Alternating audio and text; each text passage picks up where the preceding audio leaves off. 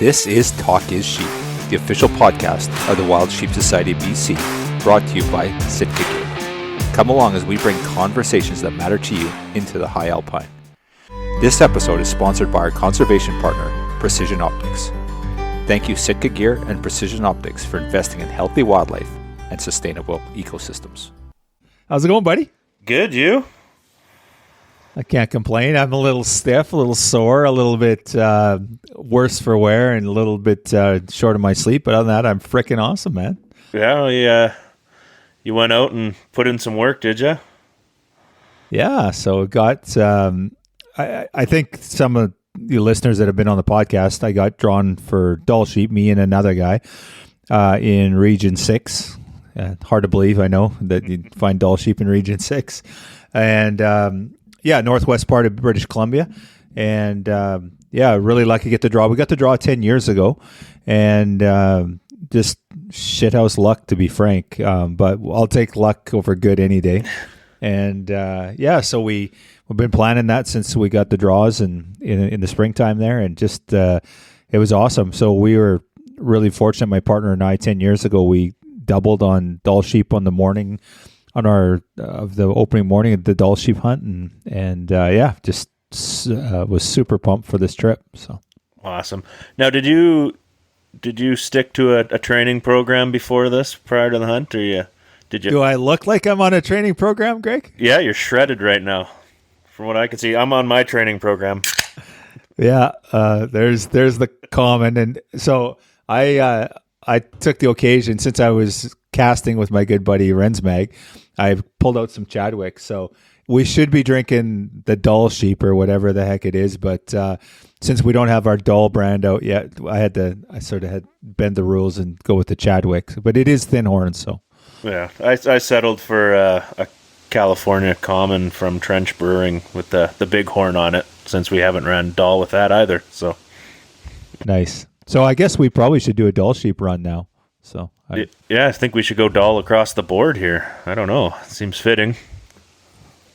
Yeah, so for any of our listeners that don't know about that, we've got our line of whiskeys, Scotch.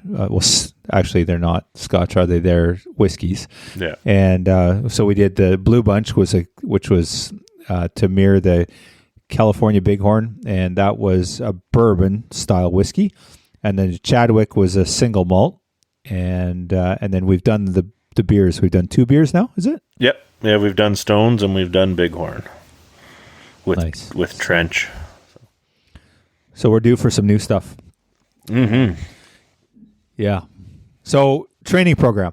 I did. So that was an interesting one. It was I was pretty focused when I got the Dall sheep draw. I'm like, okay, I'm going to get in shape this year, like I do every single year. And so Mountain Tough Fitness set us up with me and Jesse Bone on a couple of training programs. We had their sort of all access pass, and I followed that religiously for the first 9 weeks of the program, and it was awesome. It was a great program.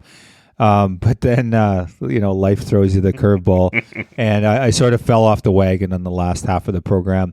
Hit and miss, but I will say that Mountain Tough Fitness program was fantastic. I really, really enjoyed it, and it's a great program. It's really well laid out, and just again discipline, right? And the first 9 weeks was fantastic. And you know what? Like I didn't get much training in the last half of the program. And a lot less than I have in previous years, but that first half of the program set me up so well, and I actually felt that I performed pretty well on the mountain. So I wasn't looking like Greg McHale out there, I'll tell you that right now, but I did all right. So you didn't run up the mountains and just take off from your partner? No, and the good thing was he hadn't trained quite as hard as he had in previous years, so we're he's still in way better shape than me. He's a super fit guy. I've got a few years of youth on my side. It worked out really well. And what I'm going to do is I'm just healing up here. I just got out of the mountains on Sunday, got home Monday, and I'm going to give myself a week or two to recover here, but I'm going to jump right back on the saddle on that program. And, they have a multitude of programs. They got like a 16-week program. They got a 4-week program. They've got all over the map. They've got off season, on season. a really, really diverse group of programs. And I haven't figured out what I'm going to do yet, but that's my next thing. So taking the week off, and then I'm going to get right back at it and start hitting it again. Because, it's a great program. I love what they've done there. I've used them in the past a little bit, like hit and miss. And I'm really convinced of the program. And I think if I would have stuck with the program, I would have been chasing sheep around the hills. But anyway, that didn't happen. So yeah, I know their program seems pretty good, and you can get one tailored to you almost. And there's lots to choose from to start your fitness level, so you don't overdo it right off the bat, and ease you into getting in mountain shape or mountain tough shape. And I like about it, Greg, is that it's specific to mountain hunters, right? It's really dialed in. Like a lot of these programs, they're, for whatever, and unless you go get a custom program done, but even then, I think some of those custom programs, they don't really understand what we do in the mountain hunting side of things. And Dustin and the crew over there at Mountain Tough, they definitely know what they're doing. It's very tailored to, sheep hunting, elk hunting, that sort of stuff. So, yeah, right on. So you got being on the island, you got a bit of a journey to get to where you need to go for some Dall sheep. How long does that take you? Because it's got to be a stretch. Yeah, it's we actually flew up to Whitehorse and then flew back into BC. So perfect. So that's logistically, that's some of the challenges that you're faced with there. So it is a bit tough in that regard. Because if you were to drive, it'd be like a 30-hour drive, right? So it was definitely a bit of a long haul up there. But when you jump on Air North for 2 hours, it's not too bad. So. Yeah, I guess so. Did you fly into a lake, or you go on land? Or if you're allowed to say, you can keep quiet. I can't really disclose that. So that's the one thing. Okay, so Mike and I were hunting together. Mike didn't want to do the podcast. He's a bit of a shy guy. He doesn't mind talking about nuts and bolts, but he was on from one of our earlier podcasts to talk about nutrition and fitness, but he didn't really want to come on to talk about the hunt. And that was one of the things, is we couldn't give away our secret spot. And truth be told, just like sheep hunting, somebody gave me that spot, and out of respect to them, I'm just being respectful and can't really give that away. That said, I had some friends that got drawn after me the year after me in 2013 when we got drawn there. And I reached out to the guy that gave me the spot and hooked those two guys up, and he gave him his spot. So, but if I shared my location, if I could put the red mark on here, I'd probably not get any help in the future. But Greg, that's the cool thing about the society, is that was my first show. I went to Wild Sheep Society BC convention it was in Kelowna at the time, and I didn't know anyone. I walked in that room, and there was a guy I knew online, Trevor Carruthers of all people. I knew him from Hunting BC or some other forum like that. So I kind of knew him, and we figured out pretty quickly who he was.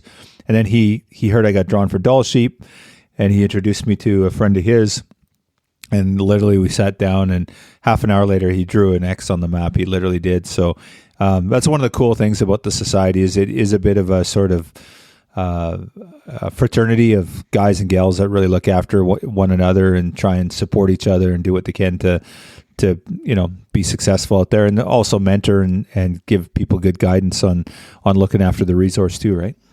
Yeah, well, and at the banquet nights, a little bit of liquor flowing in the room, some guys loose lips going on, and I've had a couple guys actually draw X's on maps literally for me. Haven't gone to the places, but it's pretty neat when you're there. And if you're willing to talk and you seem like a nice person, there's a lot of guys in that room that will help you out. So make sure you come to the next show. And that's, for me, that's what happened was, I was interested in sheep hunting. I didn't really know where to go, what to do. And it was Dave Marsh he was big on Hunting BC back in the day. And what was his name? Big Boar. And he was always going off, and he's like, if you want to be a sheep hunter, you got to go to Kamloops or Kelowna at the time and come to the show. And like, that's where sheep hunters hang out. That's where you're going to find out stuff. And nothing could be more accurate than that. That is the place to go if you want to figure out what to do and where to go. Absolutely. I guess we get back to the nitty gritty. We derailed there for a second. So you're going in for Dalls, gone to your secret location. Now it's time to pick the Kyle Stelter sheep. What are you looking for in your sheep? Old and curly, I guess. Like people to say, oh, lamb tips or broomed or whatever. And I just want an old sheep, honestly. Like, I just want something. I don't care how he scores. Score means nothing to me. I know, sorry for all you guys that are score hounds out there. And for those that are, it's awesome. That's wicked. And, the more it scores, the better, because you're shooting an older, more mature sheep. That's a good thing. But for me, I don't really care. And I didn't really care about broomed or, lamb tips or whatever. But the two rams I've got both had their lamb tips. And spoiler alert, on this one, we shot something different. And my tune has changed a little bit. So, not too fussy. So just looking for mature and whatever excites you at the moment, I guess. Well, the thing for me that I set for my goal on this, Greg, was that I shot a 9-year-old last time I was in there, and he was 36 inches. So not a massive cranker, but really solid ram. And my goal was to best that. So I wasn't going to shoot an 8-year-old. Wasn't going to shoot anything less than kind of 36 inches type thing. So yeah, those were kind of my two goals, was to best what I'd done previously, and that's kind of what I had in mind. So no, it's good. Everybody's got their goals and their targets, and it's a noble one to best your previous, because you can end up being a one sheep kind of person if that's where you go. And there is a lot of guys out there that focus on that same kind of mentality. They won't take one unless they best their previous. So that's good. Mm-hmm. It's good for conservation too. So I guess we got to preach that, I guess, or practice what we preach. So. Well, that's just it, and we've seen it. We see guys shoot 6-year-old, 7-year-old rams, and the fallout from that. And I've been fortunate enough to be on quite a few now kills, and had a couple of my own. So if I start bringing home something like that, I probably wouldn't be good. And for sure, I totally agree. It makes sense. So we have to be smart about what we harvest and do what we can to look after the resource, for sure. So yeah. So back to the hunt. So what's the typical day for Kyle? What are you doing? You're waking up, you start glassing, or do you go somewhere, find a good spot? Well, I can give a bit more detail. So we did fly. It was a fly-in trip, so there's no secret there.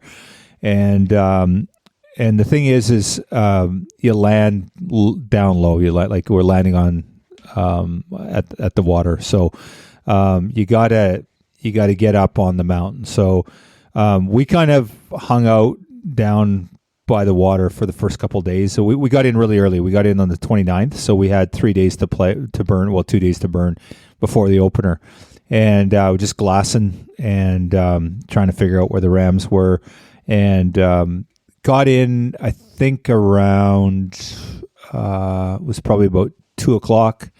And about 3:30, I'd seen the first ram. I'm like, ram, curls. So that was pretty exciting. When you see that first Dall sheep, and, I don't know how it's for you, like Greg, but when you see a Dall sheep, it's just something special, because you don't see it every day. Like, we see bighorns and we see stone sheep, but we don't get to see, we certainly don't get to see Dalls like that, and certainly not in BC. So that first ram steps out, and that's the beautiful thing about hunting Dalls in August. Like they stick out like dog's balls, right? So that first one stepped out, and then started glassing, and they were about 2.5 miles away, and got the glass on them. And then we seen 8 that night. They were just kind of cruising around, and we watched them.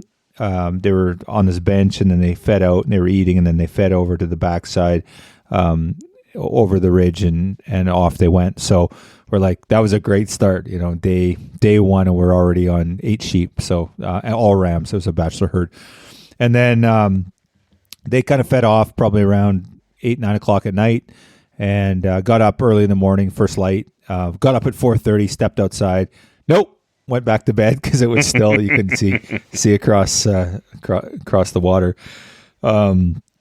Got up about just around 6 o'clock and went and glassed, and we glassed all day. Never seen a thing. But we seen goats. Seen some goats. That was pretty cool. Seen some grizzly bear, and then we're like, okay. And then we spent the day in camp, and then the next day, that was the day before the opener. We started hiking up. So we had to cross some glacial streams, and we actually brought an inflatable boat with us for that. And we had a really, really hard time trying to get across those streams because it was hot weather, like 30s, and the streams were really swollen. So we tried to cross that night, I guess the night of the 30th, and we couldn't get across. But nighttime's always worse. You always want to cross in the morning, but we just thought we'd try it at night to see the worst case scenario. So we got up the next morning and we're like, okay, we're going up, and tried crossing, and we tried rowing across, and it was just so rough. You couldn't, and the current seemed like it was doing 20 miles an hour, and I think it was.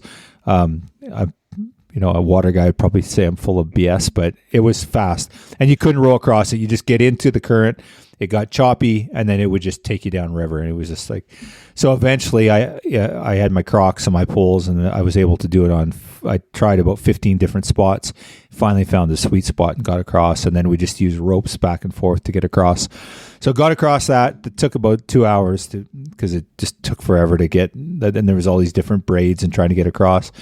Got across, got our packs up. Figure the packs were around 70, 75 going up. We had, I think, 11 days worth of food with us. And so pretty heavy. And we had some pretty lightweight accommodations. We had a new sleeping setup this year. It's the Durston X Pro 2, and pretty cool setup. It's like 1.5 pounds with the poles and everything. So, but when you start adding, every day of food, if you're really lightweight, it's at least 1 pound of food. And then some guys are 2 pounds. We were 1.67, I think, or just shy of 1.7.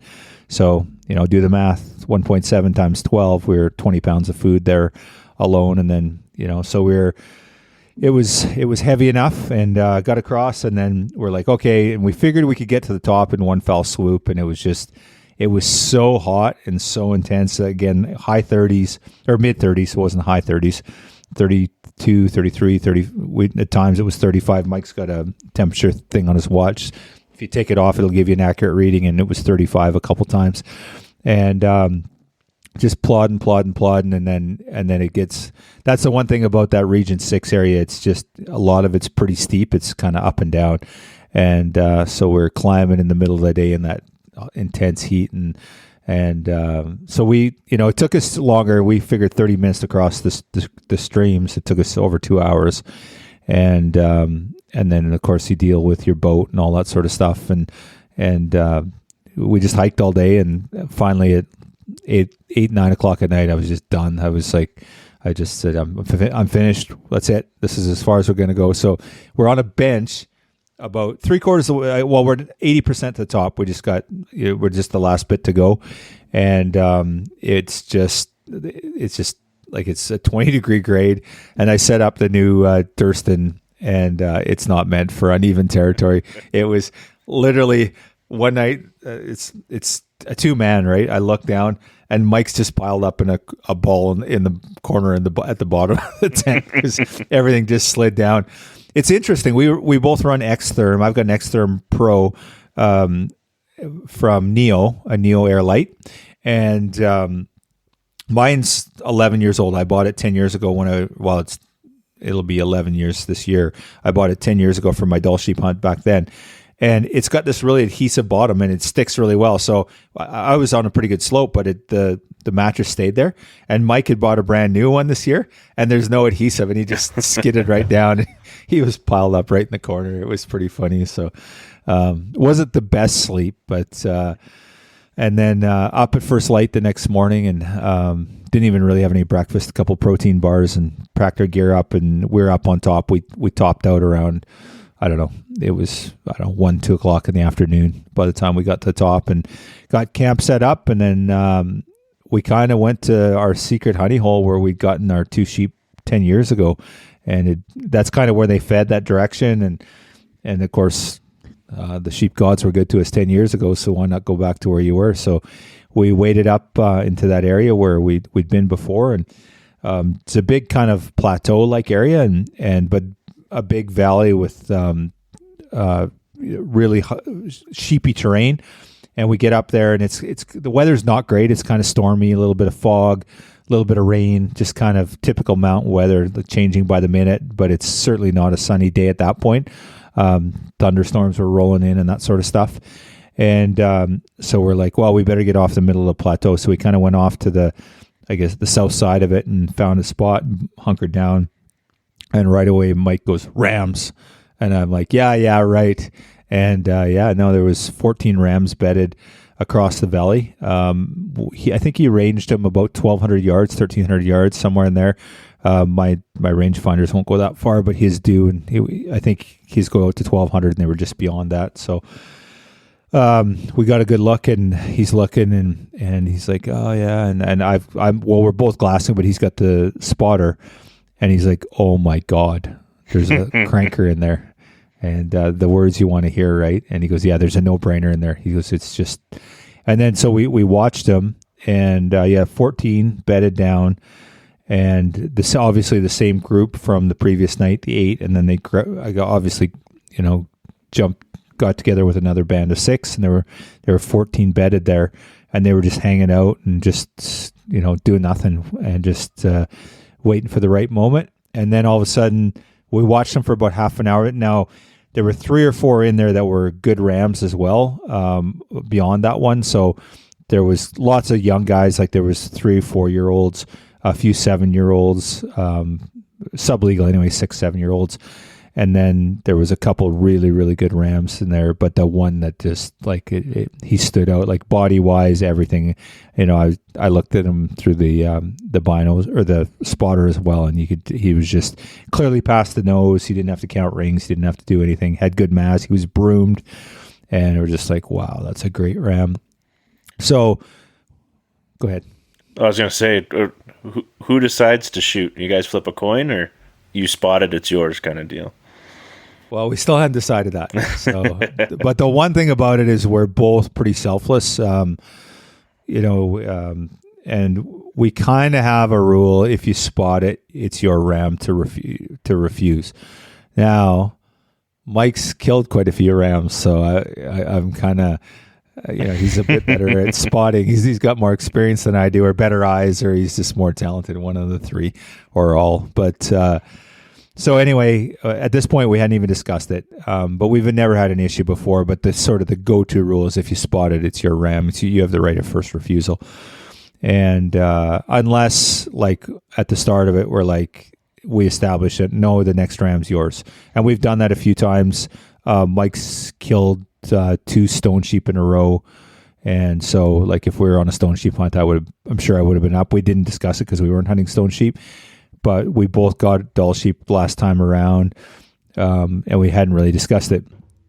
So that we still hadn't had that discussion yet, which is not really a good time to be discussing it. So for anyone that's new, have that discussion ahead of time with your partner, like unless, there's a dominant type A guy that can push one around, or you're willing to have a fist fight on the mountain or whatever, but you probably should have some sort of system figured out.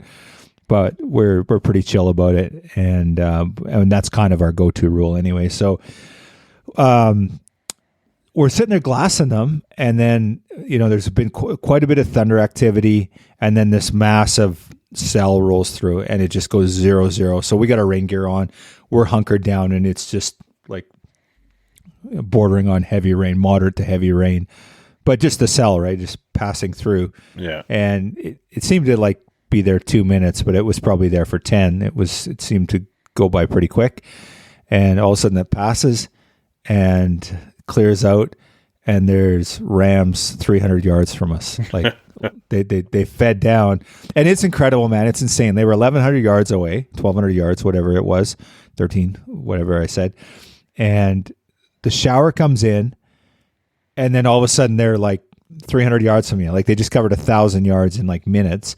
And they used that opportunity to, obviously they felt safe to cross the area because nothing could see them, no predators, I guess. I don't really know how they think, but they're down there, and there's 2 young rams. They were young rams. They were 7-year-olds, we figure, and they're just feeding, and we're like, there's just the 2 of them. And Mike's like, they're right there. And I'm like, yeah, I know. And so we're just kind of watching them.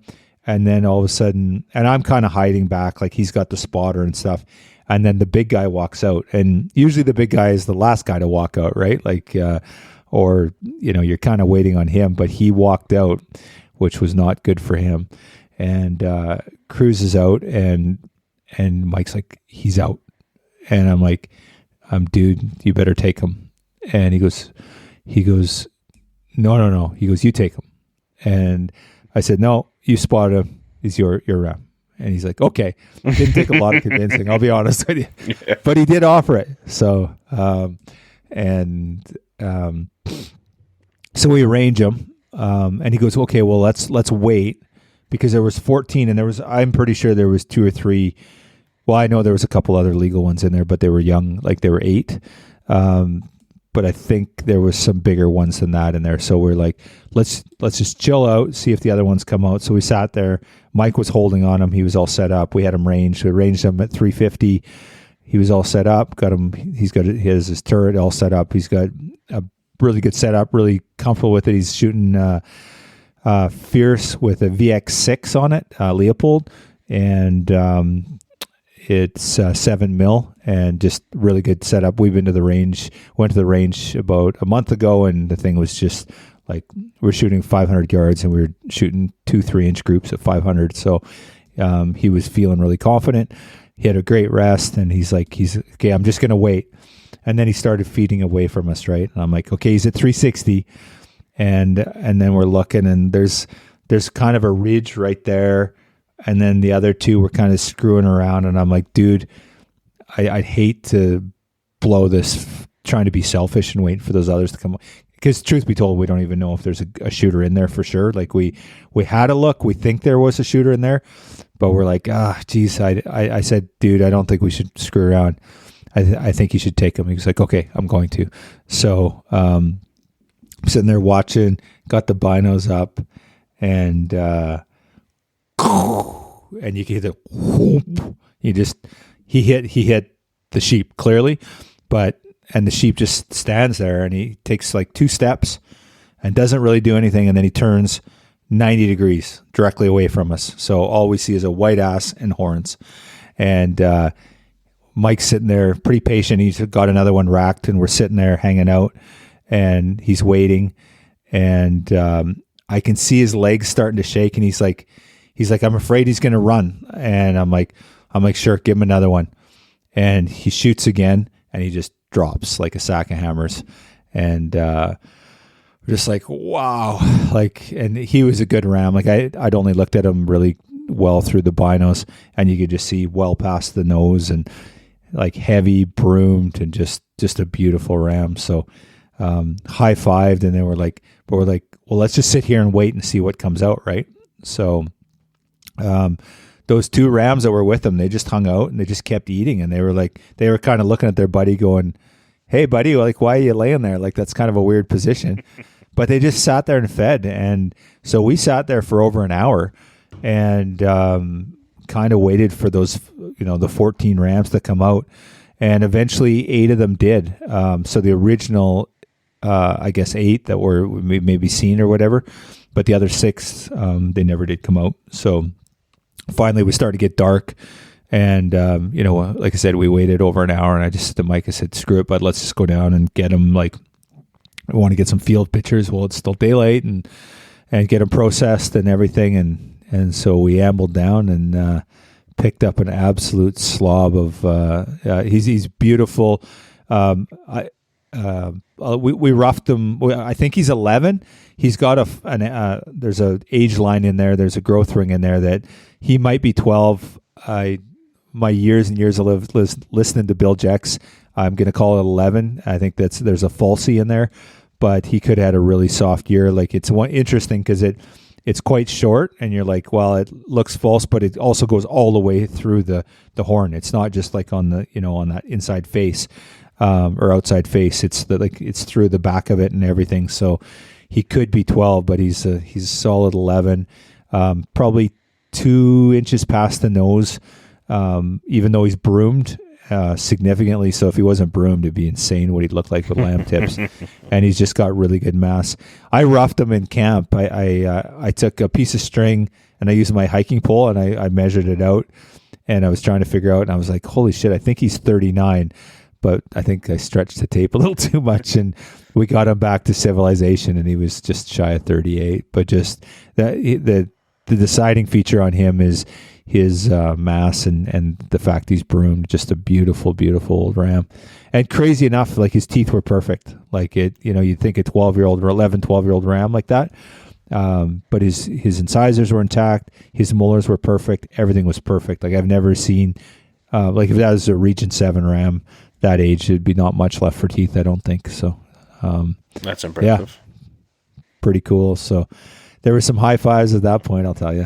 Yeah, I bet especially if you're sitting watching it for so long too, just getting the jitters the whole time. I don't know. Yeah. It's always a tough go. I've never had that opportunity on a big ram, so it's, I know what it's like with deer, moose, and everything else, but big ram. Well, it takes a lot of patience. And if you listen to the podcast from this past week that we did with Chris, he talks about that one guy that, there was a cranker of a ram, and his buddy sat there and waited for Chris to get a chance on his so that Chris could kill his ram with a bow, I think he said. So pretty impressive when guys do that. It shows a lot of selflessness, right?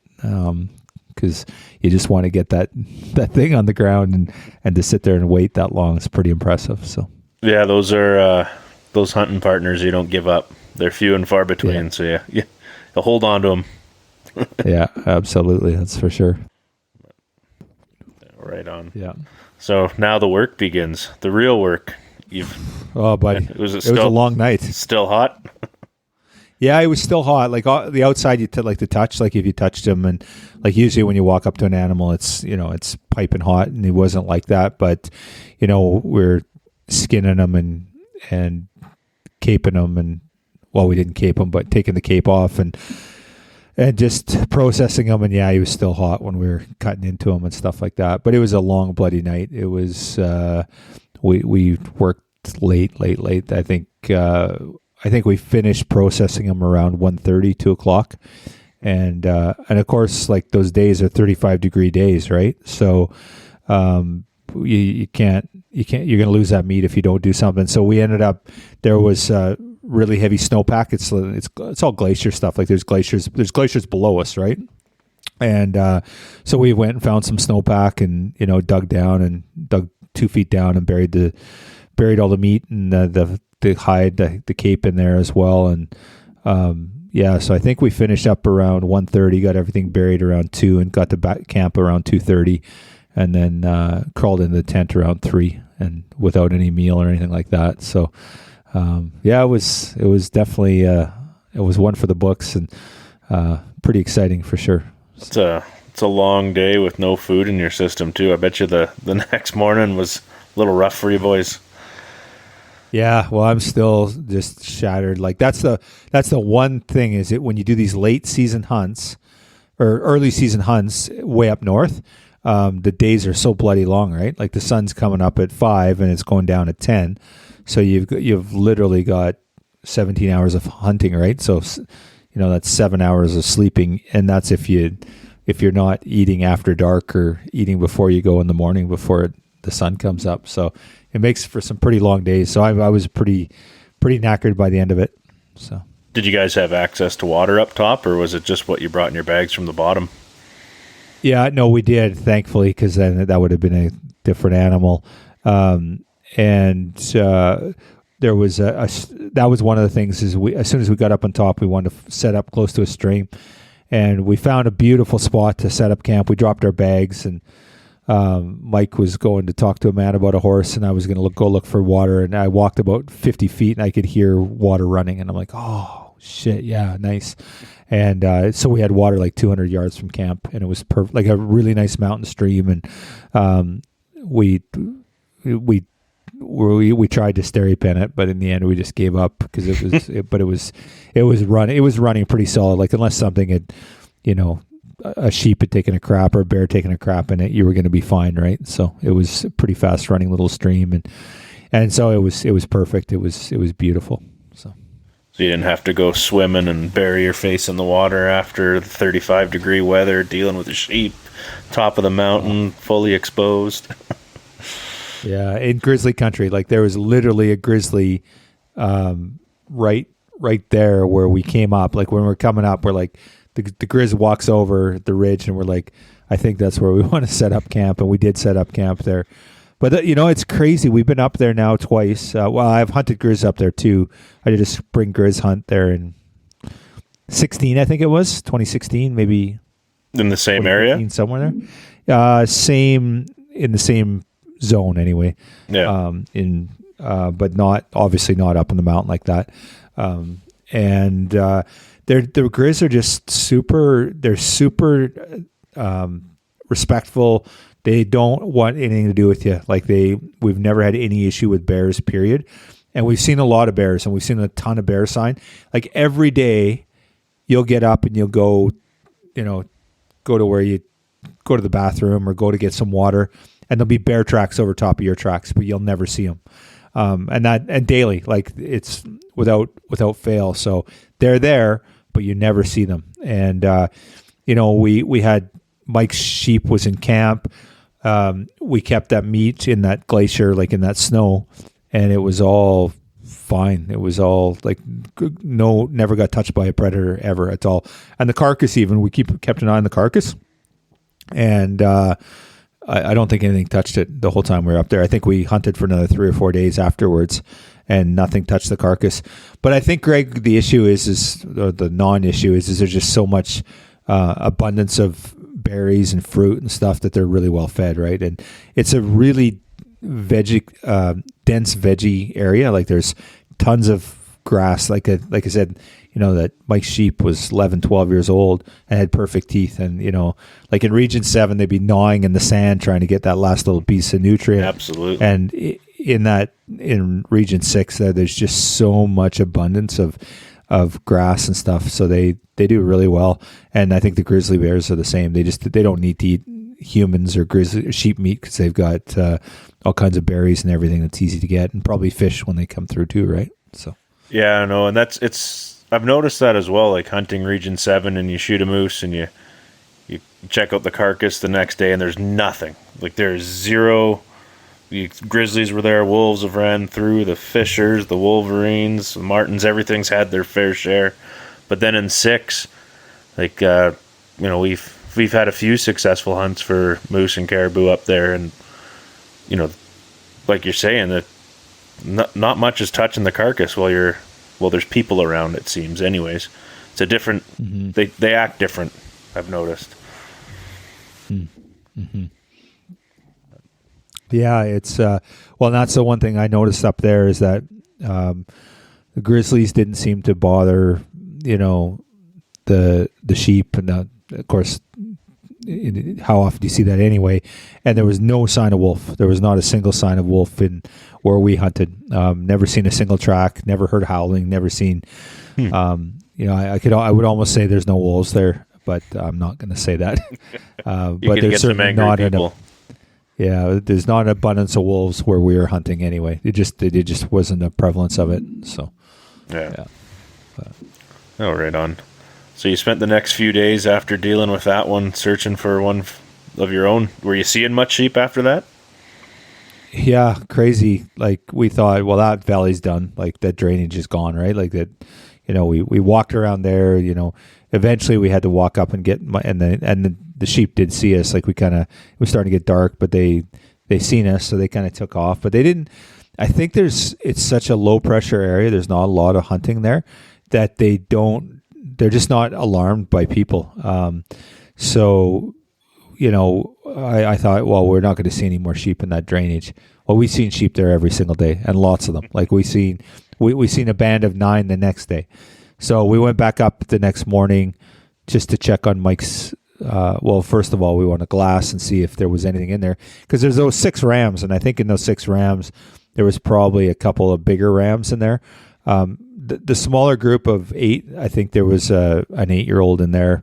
At one point we had him 150 yards, and he was legal, but again, I wasn't really looking for that kind of class at that point, and so we kind of went up, and yeah, sure, there were rams back there. I think there were 3 bedded that next morning that we seen, and then as we're leaving, and then we went and checked on Mike's meat, and then as we're leaving the valley, some more fed up over the top, and there was 8 or 9 in the valley again, in that same valley where we just had killed Mike's ram.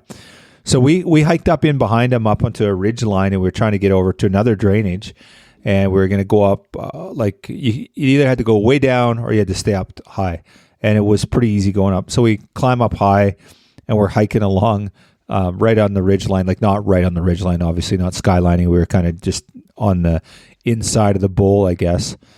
And for whatever reason, I don't know if those rams on the other side of the hill were nervous or curious or winded us, but 4 rams just came up and they walked right up like 150 yards from us. And we're just looking at us, and like, and the 8-year-old was in there. That's when I had him at 150 yards, and it was like, I'm like, get out of here, you dummies, So they kind of watched us, and then we kept going along the ridge, and then we came around the other side of the bowl, and we started to drop down because we were going to cross through another drainage to get into another bowl.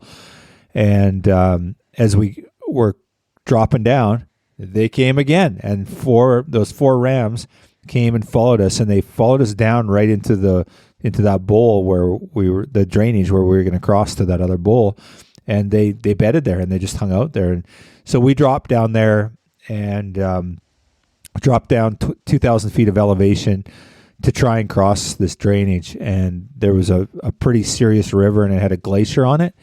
And we tried crossing, and it was like, you know what? I'd like to get another sheep, but I'm not willing to die for it. So we got down there, tried to cross, and we just couldn't get across. And we called it a day and headed back to camp and just kind of glassed along the way. And that's when we're kind of a little bit running out of options. There were a few other things that we could try, but that was kind of, and we knew we had 2-day hike back to camp, and that also, if we had a second ram, we're going to have to make 2 trips trying to get him back and forth. So it was going to be like 6 days round trip. Like, you're going to be 2 days getting it back to camp, 2 days coming back to get the other ram, and then 2 days back to camp again. So basically needed a total of 6 days to get it done.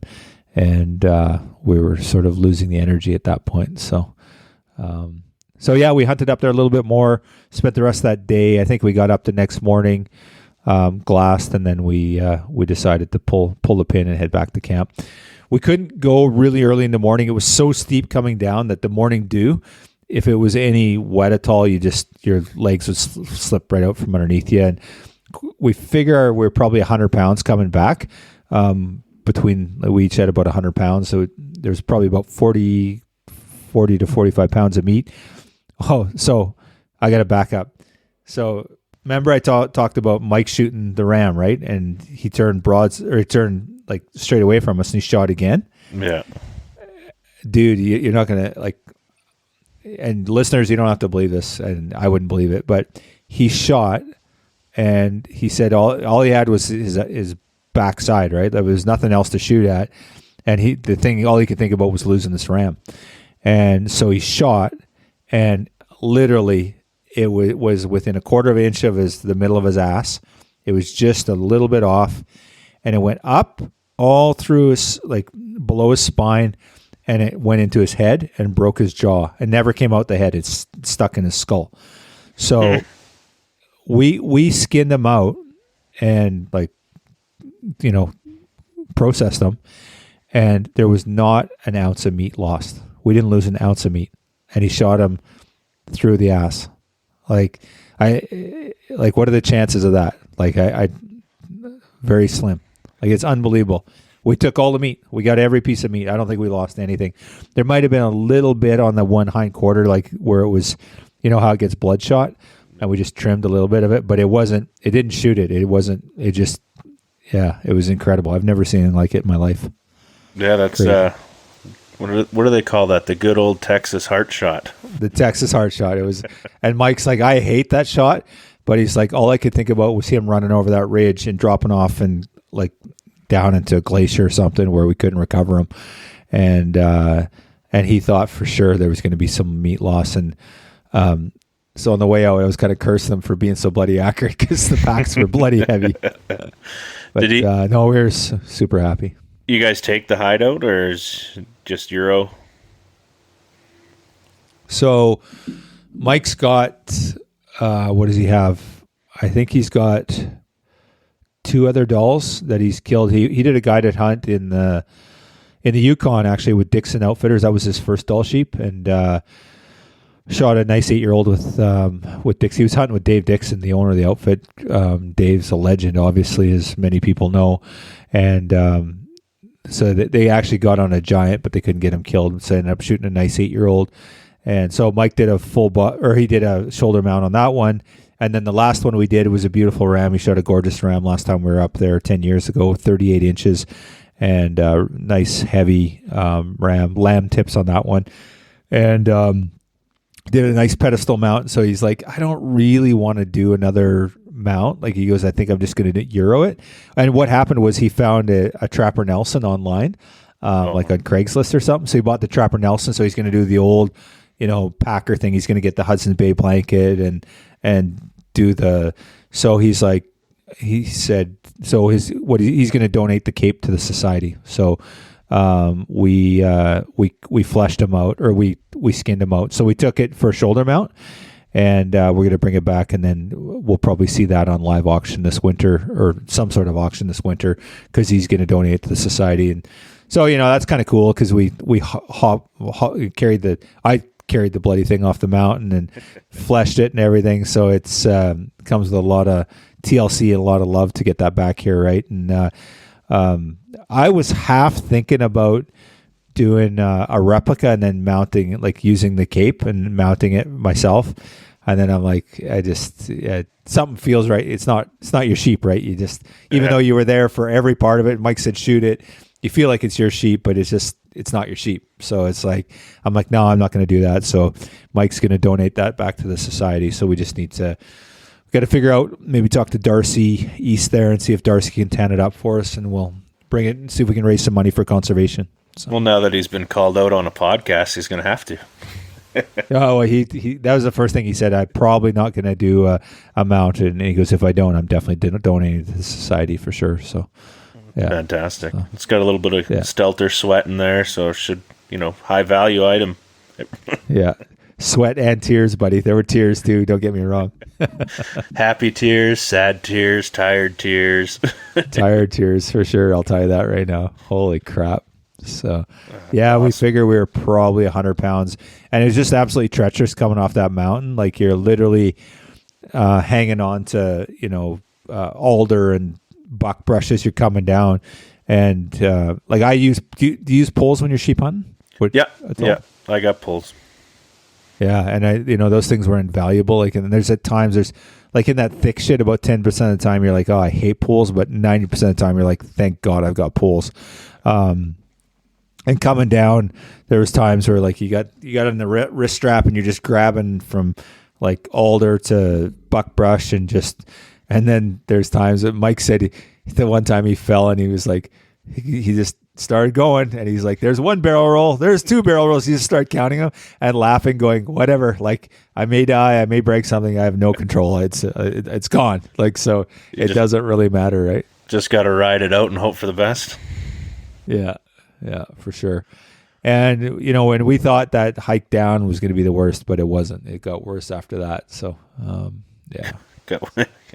How was the water crossing after all that? It was not good, buddy. No, still gambling with your life? It was way worse. So now we spent 3 or 4 days of really hot temperatures, and the melt was on, and I kept watching the water from up top, like the crossing, and going, it doesn't look bad. It doesn't look as narrow, it doesn't look as, because there was a little island in the middle, and the island kept getting bigger and bigger and bigger. I'm like, I don't think it's bad at all. I shit you not, the river had completely changed directions. It had moved like 40 or 50 feet. And like those glacial rivers, they just erode, right?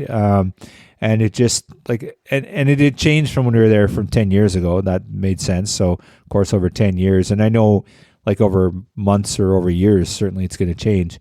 It was literally changing overnight. Like we got down there and we thought, well, let's just test it when we got down there. And right away, I'm like, Jesus, this doesn't look very good, Mike. Like, I don't think we're going to have much luck here. And he's like, yeah, I don't think so either. So I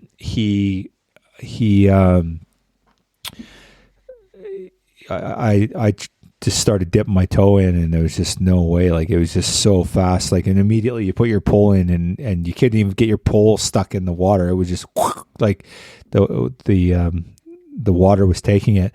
And so we're like, we're not doing it tonight. And by this time it was dark. It was like literally the sun had set. We could barely see, and we're freaking exhausted after having hiked for 12 hours with 100 pounds on our back. So we're like, okay, let's go to bed. So we set up camp, like about 10 feet from the edge of the river. Well, we woke up and we're like 3 feet from the edge of the river. And we're like, holy crap, man.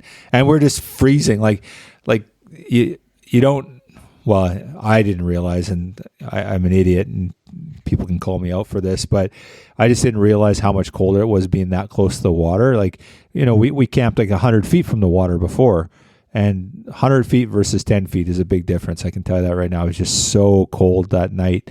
The next night we camped 100 feet away and it was fine, right? So that was a cold night, but woke up and the river kind of changed direction. It eroded a bunch on the bank near us. So in the morning we got up and we're like, okay, should be way better, should be down. No, it was just boiling. And it was like, so I tried crossing on foot. Mike tried crossing like we had the little dinghy, the inflatable. He tried crossing, and in the first place we put in, it was just, you'd start going, and then as soon as the current took you, it was rough, and you just go sideways and go straight down. So we found kind of the widest spot that we thought would give us the best chance. So Mike got in the boat and he just rowed like a mother as hard as he could. And he gets about 3/4 of the way across, snap, oar busts in half. And we're like, oh shit. We're like, this is a problem. So of course we got ropes on the boat. I pulled the rope back. He's still in it. And we're like, oh, we're screwed now. Like, how are we going to do this? So I tried crossing on foot, tried all these different spots. Couldn't do it. Tried going up, use the current to your advantage. So where it would take you to the other side, we just tried time and time and time again. We tried for hours, like probably 4 hours. And then Mike's like, okay. So then what we did is we packed everything up and we went half a mile upstream. We just went as far upstream as we could. And it was more braided up there. But this last spot was really dodgy to try and get across. And this was kind of our last go. Like, we were thinking, well, we're just gonna have to sit here and wait for cooler temperatures. Like, there's nothing we can do. We're pretty much screwed. Like, aside from getting a helicopter in, there's not much you can do, right? Which we know what happens with that. And so Mike's like, okay, I'm gonna try and go across with a single oar. I'll just row like a mother as hard as I can, and just like with a single oar in hand. And so he did that. He got across to the other side, and he's like 5 feet from the other side, and he starts to go, and he just bailed out of the boat and into the water. And then he's scrambling up, and he got up into, so kids, don't do this at home. Like, do as I say, not as I do. It was pretty sketchy, but he got beat up a little bit, and it was cold, but it was a lot more shallow than in the middle of it, and managed to get across. And then we were able to throw the rope across, and then we could shuttle our stuff. So we got the boat across, and that was a major effort. That was like, a huge deal. But now the downside is what had happened is the river had changed course, and it was right up against the bank of like a cliffed area, which precluded us from getting to where our camp was. We were literally where we were standing. We're 50 feet, maybe 100 feet from our camp, but we couldn't cross there because it was so intense. And then we crossed further upstream, but there was a cliff there in between us, and we came down to the cliff, and we're like, oh, if we could just get over this cliff. But it was like 40 feet up, and we're like, well, we could rope up there, but then you got to go 40 feet across, and we had all our gear. Like we had guns and we had like our meat and all our gear. And then it was kind of sketchy. And we're like, and if you fell straight into the river, and the river was like roaring, and like it goes out to the main river, and it's not going to be good for anyone. So we just said, you know what? There was a height of land, and it was really steep. It was about 250 feet of elevation, and it was, you look at it, it looks straight up. It was kind of cliffy, but there was trees on it, and we just said, you know what? This is all we. So we emptied our packs. We got down to about, we did it in 2 trips, and put the stuff on our back, climbed up the height of land, and really sketchy. But again, there was trees and everything. You could hang on to stuff, and you had some handholds. And then we had to cross the height of land, and we had to do that too. So that took us on top of that, once we got across the river, it took us another 10 hours to get back to camp with everything. So we say, and it's true, it took us 24 hours to go 100 feet. And it really, no, we didn't just go the 100 feet. We went the long way around, but we did manage eventually to get everything back to camp. But it was a nasty one. But I can't imagine trying to pull another ram off that mountain. It would have been, everyone's like, why didn't you shoot one? I'm like, well, then you shoot it and carry it off the mountain yourself. Yeah, well, luckily, it's almost lucky that you didn't shoot a ram when you get down and have to deal with that water. That's adds to the adventure. That's the type 2 fun we all preach anyways, on why we're all dumb and backcountry hunters. Yeah, for sure. Well, it definitely is a test of your mettle, and it makes for an exciting outing for sure. So, and that's what, if sheep hunting was easy, then everybody would do it, right? And I think that's a cool thing, is when you do accomplish it, it feels pretty darn good, even if you don't get to pull the trigger, right? Yeah, absolutely. It's always good to be along for the ride and sharing the adventure with somebody. Yeah, absolutely. So no double headers for me this year, but quite happy. And I'll tell you though, when we got back to camp, I cooked up the tenderloins. The best meat experience I've ever had in my life. Both Mike and I were like, you always pull out the back straps and the tenderloins. So it was the tenderloins, and it just was decadent, absolutely decadent. Just like melt in your mouth, and just the best meat ever by far. So it's pretty rewarding. Yeah, it's always something at the end of a hunt like that when you have that little piece of meat, and it's just a whole nother level when you're out there. It's If you haven't experienced it, it's almost impossible to explain. You can't put the words together to just everything. You feel it through your entire body, I find. Just Yeah, it's pretty amazing sitting there, and you got the ram right in front of you, and you're just kind of paying homage to that animal that gave its life, and just eating that meat, and just like, it's decadent. It doesn't get any. That for me epitomizes what sheep hunting is when you sit back and you have that, and you can sit there and look at what you accomplished, and and you're out there with a buddy, and in those extreme circumstances, all those challenges, and you just work together, and you don't kill each other. You think in a situation like that, it's so stressful, and there's so many challenges and stuff, and it's pretty gratifying for sure. So the real question, did you have a little flask of Chadwick out there with you?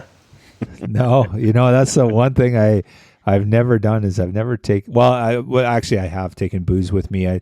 Sometimes I'll fly some stuff into base camp, but we did that the last 2 years, I guess. We've flown like a 6-pack of beer in and thrown it in the river, and then and just left it where we got dropped off with the airplane, right? And but 2 years ago we had some beer, and we'd hiked off the mountain. It was a long day. We'd spent all day hiking.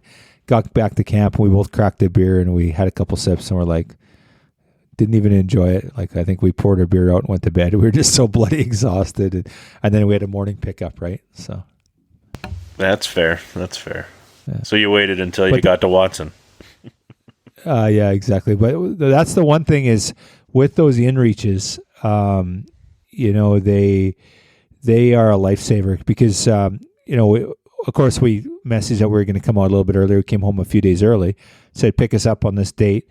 And then when we couldn't cross the river, we're screwed. And we just didn't reach the guy and said, hey, pick us up tomorrow. Like, we can't get out. And, it's so easy to do. And that inReach is such a handy tool, man. I couldn't do it without it. Well, you could, but it'd be a heck of a lot harder, right? Yeah, I'm in love with my inReach. Especially if you split up with your partner and then they message you and you can just press the button, take you right to them, and it's perfect for the planes. If you switch spots, they know where you are and they know where to find you. Yeah. What do you what inReach do you use? Like, what unit? It is it's the big one. The Plus. Okay. Yeah. Do you like it? Yeah, I enjoy it because it's got the mapping on it. I don't have to have my cell phone with me. I don't need to take it out of my pack if I have my phone with me for camera. I'm a believer in it, and my brother and my dad each run one as well. Okay. Well, I've been using that like the original one, the SE, I think it's called. Like it's just a tiny, not the small unit. It's Mike's got the brand new one, right? Like the one with and it's just so much so much easier and so much better to use. So that may be the one unit I upgrade this year. I don't know, we'll see. But a couple times I used his and I was like, oh wow, this is pretty sweet. So yeah, lots of options out there, but that mapping feature without needing your phone, I think is I don't know, that's for me. One less thing to worry about. Mm-hmm. Mm-hmm.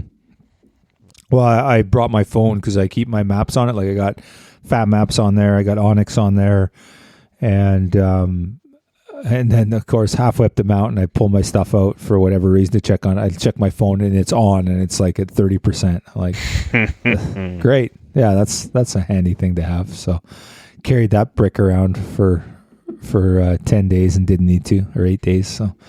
Anyway, nothing like some useless weight. Yeah, exactly. Yeah, sat in my tent back at Spike Camp, but yeah, unfortunately, I don't know. Somehow it got turned on, but yeah, doesn't that always happen, right? So, did you end up picking up a camera, bringing it with you, or was your cell phone your camera? No, I didn't even bring a camera, dude. It was like our packs are so bloody heavy, and I'm just like, Mike's got a great camera. I'm like, okay, dude, you're going to have to take lots of pictures. And he did a good job. So the nice thing is with him having the camera, there's always just pictures of me, right? So, yeah. So I brought my video camera, but I actually ended up not taking it up the mountain. I just left it at base camp, and I really feel like we didn't miss too much. So, and I got set up with that new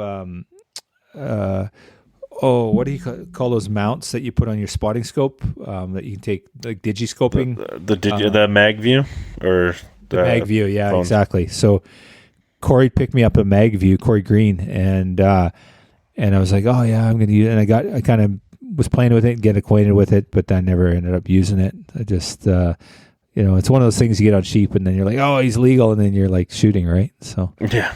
You don't want to be one of those people that have to worry too much about the camera and get that out and miss your opportunities.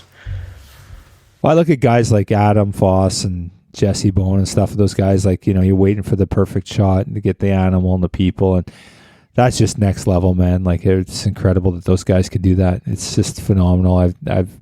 I can't even do it when someone else is hunting and I'm just videoing. I can't even get a good shot. So to be able to pull that off is really, really impressive. Yeah, well, we've been lucky enough too to talk with quite a few people that are on even their own shows, and you listen to their stories, and it's the cameraman saying, "No, you can't shoot. I can't see it. You're not allowed to shoot." It's like, well, what? We mean I can't shoot. I don't know. Not for me, level. Anyways. But it's all the power to the people that are able to capture those moments. It's quite the talent. Yeah, it's impressive for sure. Yeah, absolutely.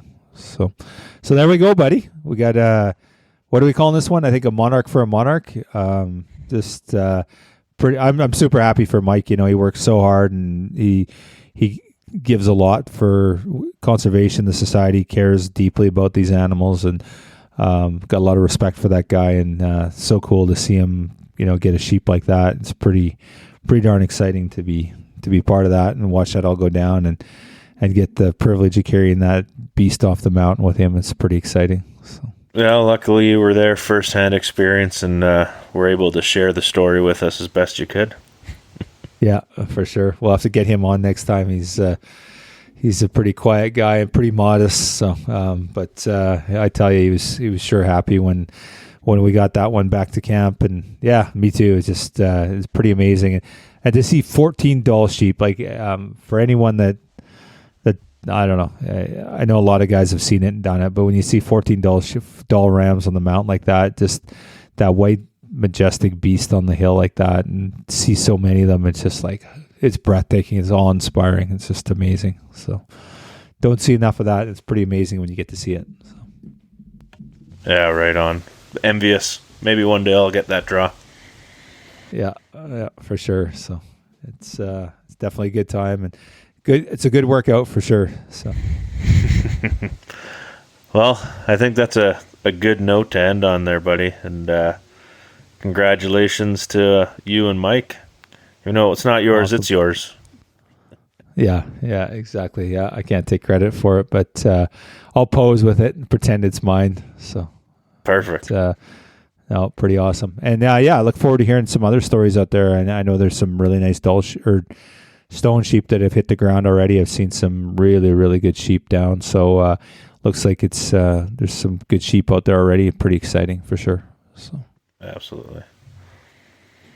And so this is dropping on the 16th. So we have Jurassic in 2 days, and you're going to count sheep, right? We might need to cancel that. We'll talk. Is that right? Yeah, I think it's going to be canceled. There's some issues in there, and some weather and fire hazards and whatnot. So. Oh yeah, for sure. Yeah. It's not looking good at the moment. So. Okay. Yeah. So, get to take the weekend off. You can go scouting. So. Yeah. Well, I'm in my new place, so I might have some work to do. Yeah. This one you're recording on your front step or something. You said you're on your front deck. Yeah. Hopefully it didn't come through too bad. I'm in my backyard, fairly enclosed in a little glass solarium kind of deal. But I got no furniture in my house, so I've got patio furniture right now. It's just we're waiting for a container to show up tomorrow, so I apologize to anybody if you can hear the trees rustling in the background or the water running.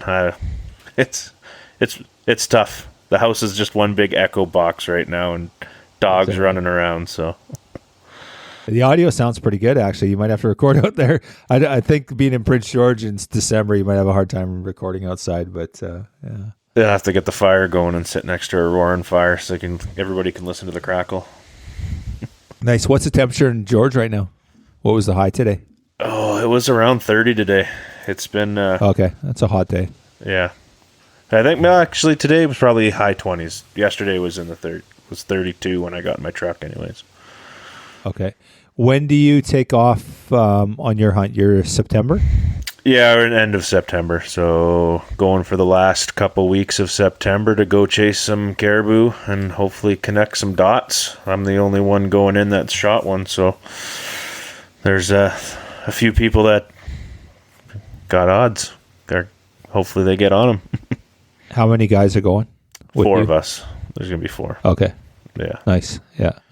Oh, it's exciting. Yeah, it's good. Well, I'm envious, man. I love hunting caribou. It's one of my faves. It's such a cool hunt, and they're such a cool critter, right? And they're not getting any easier to get after either, right? So I think get them while you can.